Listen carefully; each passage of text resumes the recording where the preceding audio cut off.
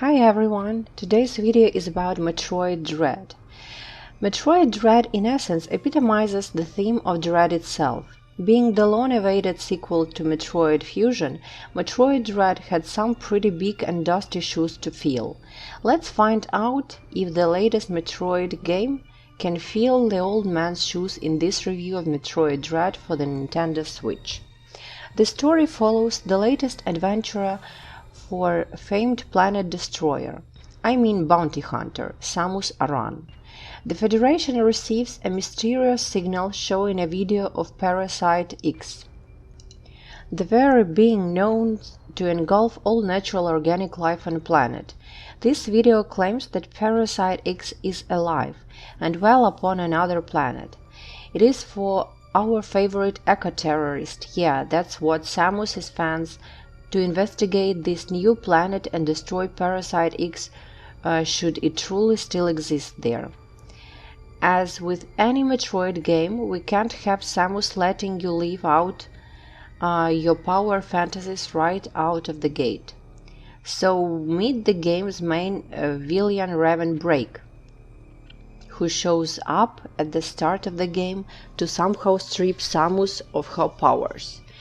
You know, for famously bounty hunter, Samus is kind of an airhead when it comes to running onto traps.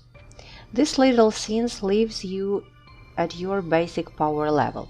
Not like it matters, as you will spend most of the game underpowered compared to the threats that planet ZDR has in store for you.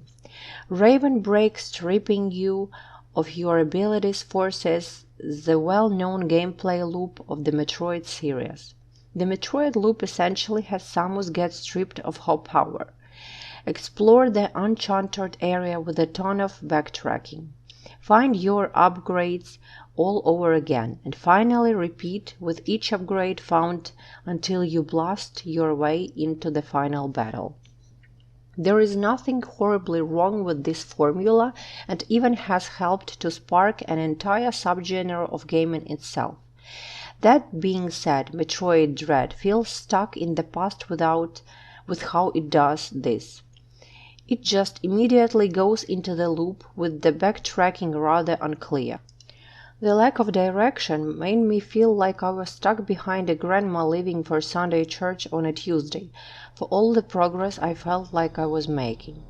This isn't to say that the Metroid series formula is bad in and on itself, but there has been such innovative done to the genre that it's clear Dread's development idea were in a self-contained bubble.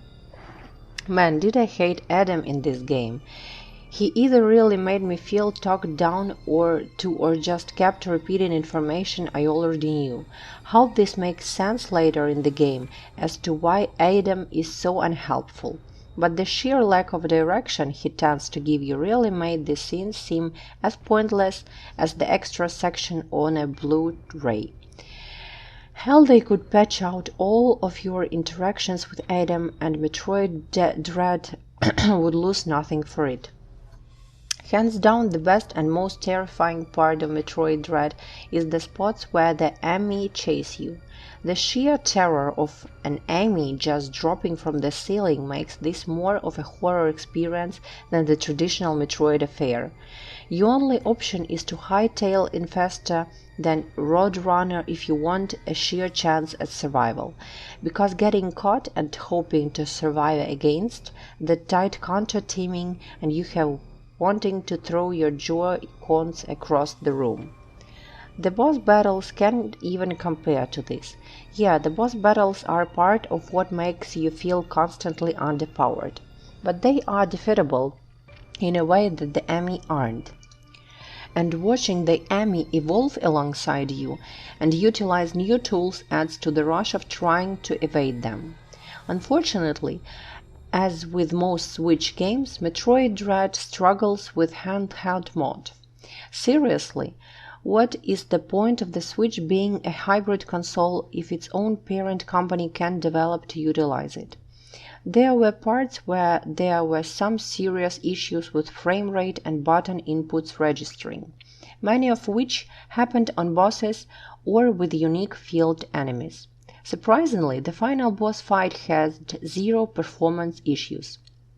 The game worked perfectly from start to finish, but I'm willing to bet that it's simply because the Switch didn't have to render an area and could focus on just one room.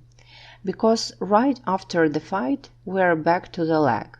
Now I do want to stress that I only experienced these issues when the Switch was in handheld mode, and that Metroid Dread worked fine when docked.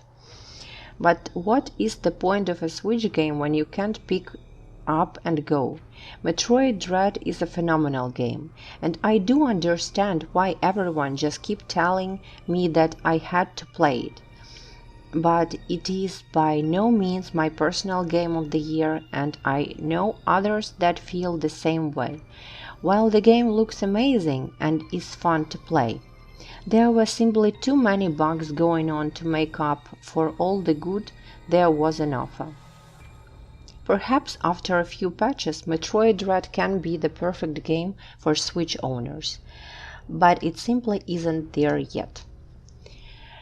So guys, it's time for me to say goodbye. This was the end of my review. Thank you for your attention.